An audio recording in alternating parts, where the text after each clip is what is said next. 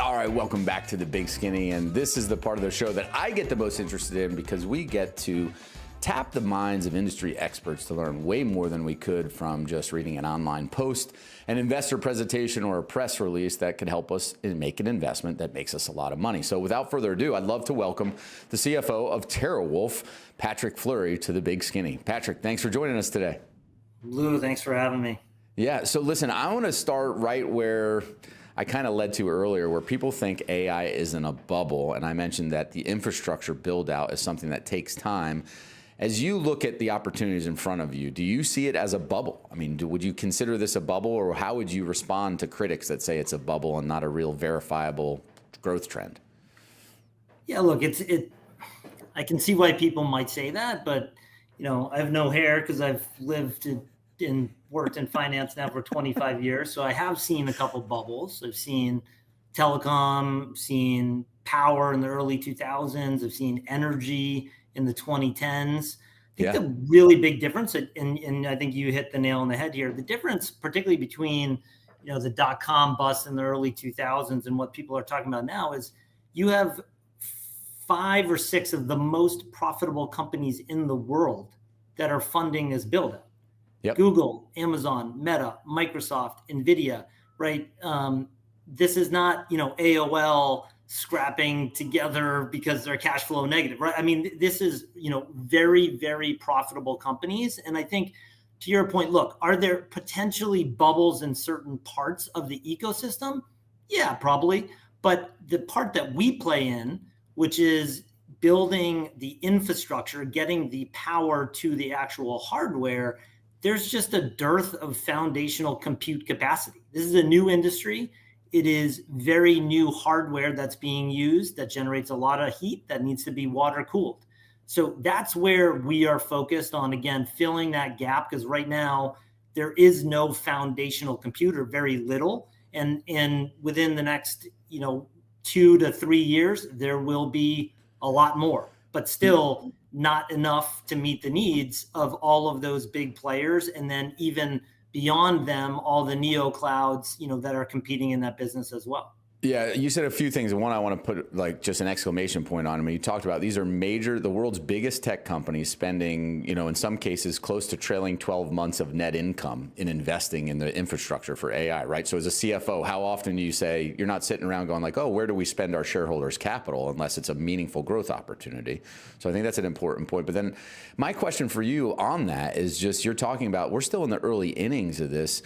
How many years do you think this persists till we get a demand supply balance of infrastructure, of power supply that can match the compute? Yeah. Or is it one of those things that the more you bring online, the more usage you get, where you're always playing catch up? So great question. I don't know the answer to that, right? But I think it's probably the latter, that right, like adoption will increase, and you can go back and look at that historically, right, with the internet. So I do think cost comes down, adoption increases, demand proliferates. I think that story is likely. But for us, again, there is so much demand out there from just those 5 companies alone that I think many of the peers in my sector that don't have deals, and anybody that has access to real power, like in the next 2 to 3 years, I think likely converts whatever they're using that power for.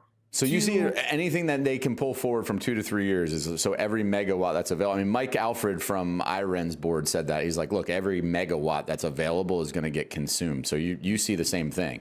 Yes and no. So yes and no, because all megawatts are not created equal. So what I mean by that is it depends on where you are regionally in the grid. Are you in, the Northeast like we are? Are you in Texas? Are you in California? Because while the United States in general is a great place to do business, the electricity grid and how energy moves is very different by state and by region.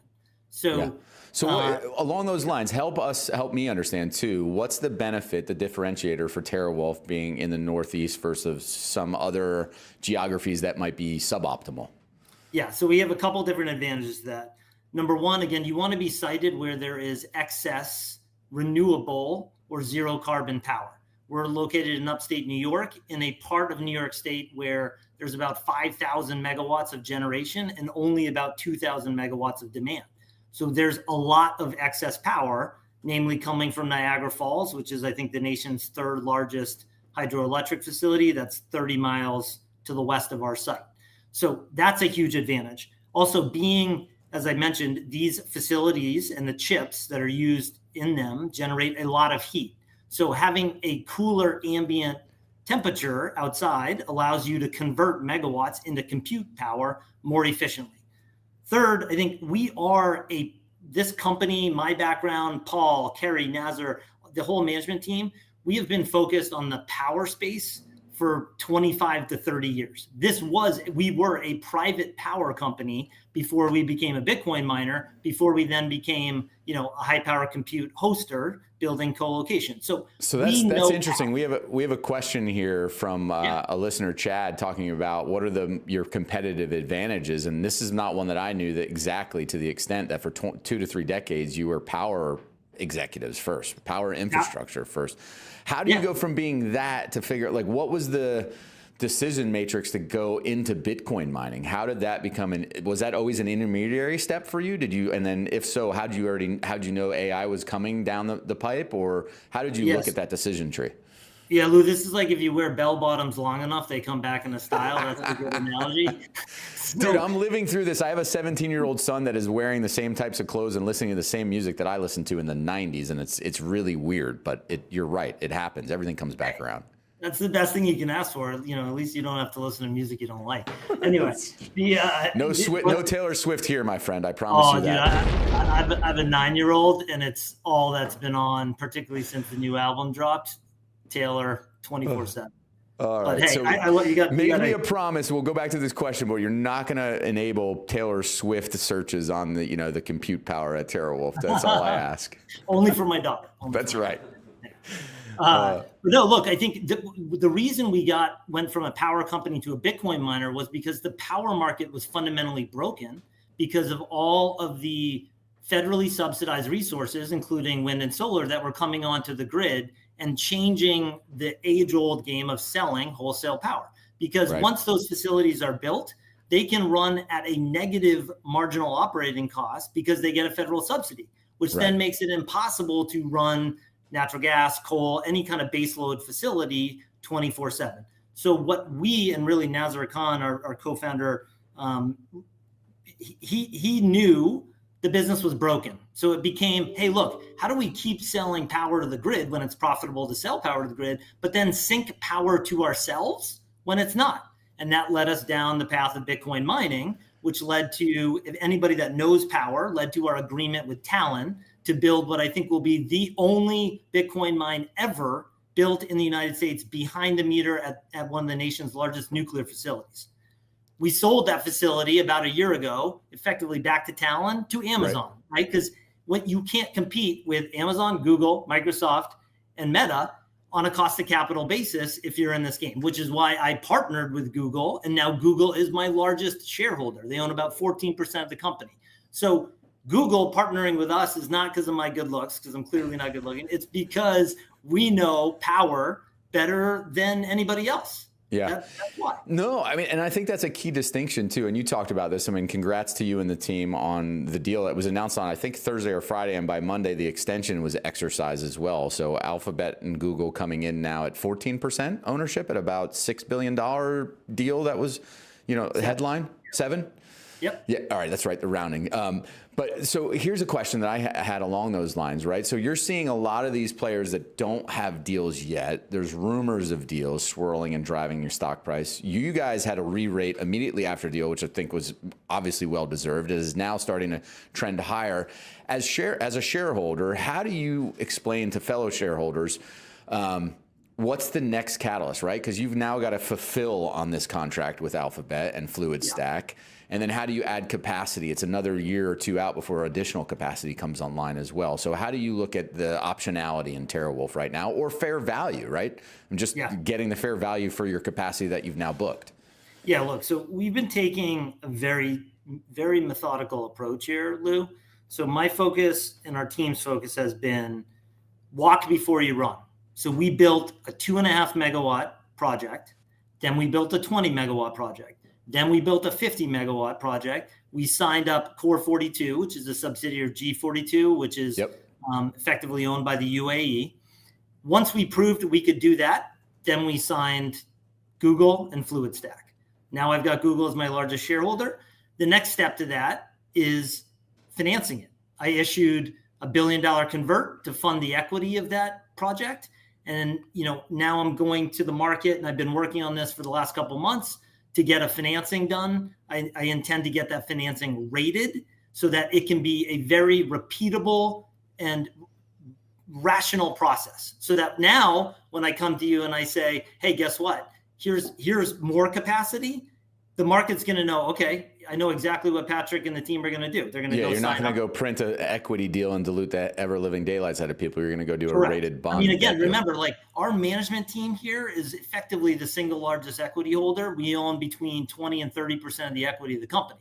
So unlike a lot of the other peers, particularly in Bitcoin mining to me is similar to like GPU as a service, super capital intensive business. You get Moore's law, efficiency of machines every 1, 2, 3 years. And we already know the next 5 generations effectively of NVIDIA machines, and they're going to be a lot more efficient. So I'm going to leave that game to the Googles, the Metas, the Apples, the guys that have very, very low cost of capital. That's their game. My game is providing the infrastructure to fuel that for 10, 20 years. And I think where we ultimately want to get to, and this is to answer your last question on value, we have 1,150 megawatts. If we contract all of that anywhere close to the terms that we just did, and remember, Google is now a 14% equity holder of mine. So if they can continue to do business with me, I think they want to, because they're why would they go elsewhere, right? It's not like it's not a single location. There's not a concentration risk for them. You have diversified locations so they can expand. Correct. But to be fair, they have a massive amount of demand. And so this is not a zero-sum game. I'm happy for all my peers to win. And I'll come back to why I don't think that'll be the case, though, because it does depend on where your megawatts are and then what grid. But back to your point, literally 1,150 megawatts, okay, that produces for us over, let's make numbers easy, though. That's going to be probably $1.2 billion, $1.3 billion of EBITDA. But let's round down. Let's just say it's $1 billion. $1 billion, and I have Equinix and Digital Realty that trade at 25 times EBITDA. So let's take a discount. Let's say I trade at 20. That's $1 billion times 20 is $20 billion. Yep. And it probably takes me about 7 or 8 billion of debt to get there. Again, let's round down. Let's say it's 8. So I have 12 billion of equity value, and I have roughly 500 million fully diluted shares today. So the simple math is that's a $25 stock only on what I have in the company today. And we're trading at half that in the market. Yeah, look, it's a compelling value setup for sure. I mean, it's why I'm a shareholder even after re-rated, from 4 to 8. Full confession, I took some profits, but then I actually started adding back to it as we saw this, this latest rally, because you start seeing the economics of the deals exactly like you're saying, and saying the fair value is not reflected in the stock price. And that's, to people I say right now is, you want to buy low, sell high, right? But sometimes the low looks high if you're looking only in the rear view and not doing the math here. You did talk about differentiation, right? And we talked about it. So you have geography, you have a team that comes out of an industry that is all related to being a power company, not a Bitcoin miner, not an AI, compute provider. And now you actually have just the financial, the economics. You've proven the model out. Now you just have to grow into it. You mentioned it's not a zero-sum game, though, right? So how do potential customers, as you've gone through this process, competitive bidding process, right? Like, how are they looking at the landscape of available compute power and the power supply? I mean, yeah, look, I think it's pretty simple. If you're one of those big 4, big 5, you're taking everything you can possibly get on a near-term basis. Because what's going to happen, again, knowing power, having been in the power space for 25 years, there's a finite amount of power that's available in certain spots in the grid for the next, call it 2 years. Right. Once all that gets soaked up, then you got to build new generation to get new power. And that's going to take you, in the fastest jurisdiction, 3 to 5 years. Yeah. And it's going to be natural gas to bridge us, until you can get things like SMRs and other things, which, in my opinion, I've been doing this for 25 years. People were talking about SMRs when I came out of college in 2000. So yeah, no, I'm it's a little funny bit you skeptical. said that. So I'm curious. So I was at a conference, the Energy Freedom Conference by Alex Epstein, and was fortunate enough to sit at a table with some guys that were in the data center space. And they said SMRs, the over-under is 2032 before the first ones come online. I mean, where do you see that being too optimistic, or do you think it's further down the road? I'll take 100 with you on the over on that right No, now. dude, I'm not betting. You're a power insider. So now this is interesting too. So natural gas, I agree with you, is the bridge. What about coal, right? So like I was on Fox Business last week pointing out with Energy Secretary Chris Wright that every country in the world except for the United States has increased their coal-powered electricity generation since 2000, since 1985, really. We've gone, down 66%. Do you see a revival in coal, and how does that change the landscape possibly? Yeah, look, I'm not sure coal. Look, it's going to be all hands on deck. Is the short answer. You need it all. And again, this is not only a competition among the biggest companies, most profitable companies in the world. This is a sovereign race now too. It's kind of the Sputnik moment. Like this is it's again, every single thing we do in the future, including government, right, is going to use AI. So it's a race for governments as well.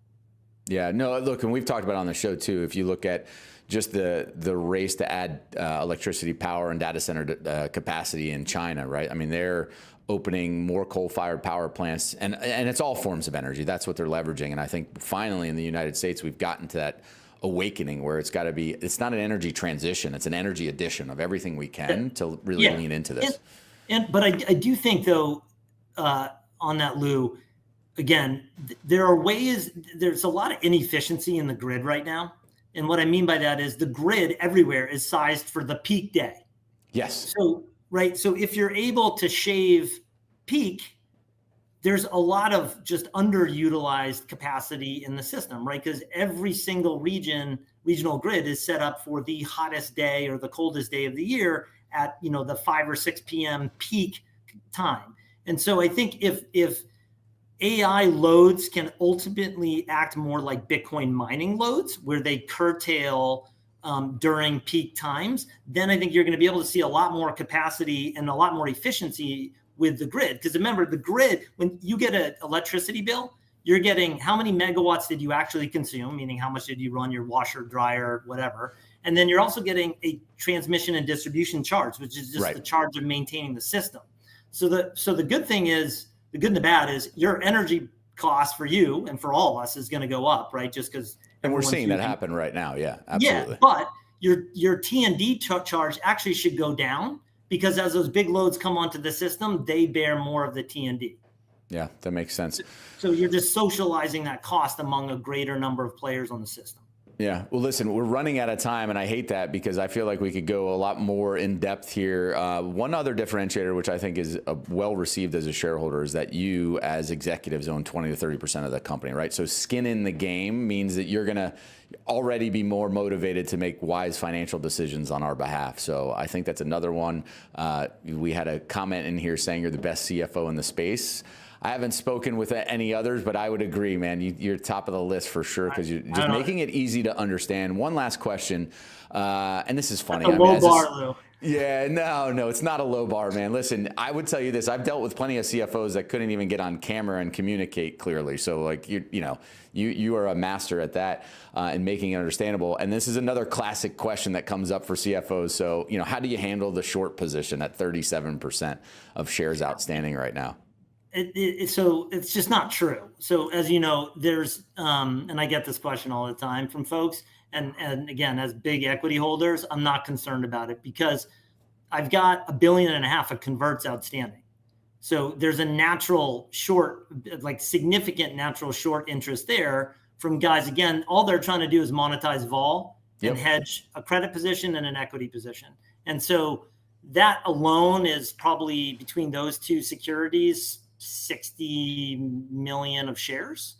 So when you look at like that, there's, call it maybe 20, 30 million, outright short on us. And by the way, the data on this is suspect at best, like depending on which source you look at. Totally. So again, I mean, that's kind of more like 10, 15%, which that's more in line, I think, with all the peers in the Bitcoin mining space. And look, there's some acquisitions and other things kind of going on in the space right now that were difficult to hedge before, which I think some people were kind of using us as a proxy for that. So it's not something I spend a lot of time worried about, and I think it's frankly overblown. As a shareholder of companies, listening to other CFOs and CEOs answer that question, I want to applaud you, because that's the best answer. Is basically, we're not worried about it because we're worried about execution. It's going to take care of itself. And I look at it as a shareholder that every share sold short is a future buying that's going to happen in shares and drive price higher. So that's true. I'm and just okay wait. with it. Yeah. I mean, just wait. Once we get this capacity online that we've signed up, we're going to be doing over 600 million of EBITDA in 2027 with hundreds of millions of free cash flow. And what would I love just as much as you? I'd love a big fat dividend check every quarter. So, yeah. Well, look, you're talking about getting into that world like digital realty, right? At a 25x multiple, and you're paying a healthy dividend yield. Those are all the things that make this a, mega billion market cap company. Right now, I think you're still right at about 5 billion. Is that correct? If I remember offhand? Right. Yeah. That's right. So literally, like, we're just head down, execute. We're going to get our debt financing done, and then we're going to rinse and repeat. And then we're going to execute on the builds, and then we're going to start paying a dividend. Well, listen, as long as you keep your promise not to bring Taylor Swift onto the system, we're good to go, man. I'll be a long-term shareholder. Patrick, it was a pleasure, my friend. I would love to come back to revisit this as all the shorts get burned, including Jim Chanos, who now is turning, not necessarily Terawulf, but on this whole sector, and is going to be wrong. So thank you again for making time to join us today. Thanks for having me, guys. All right.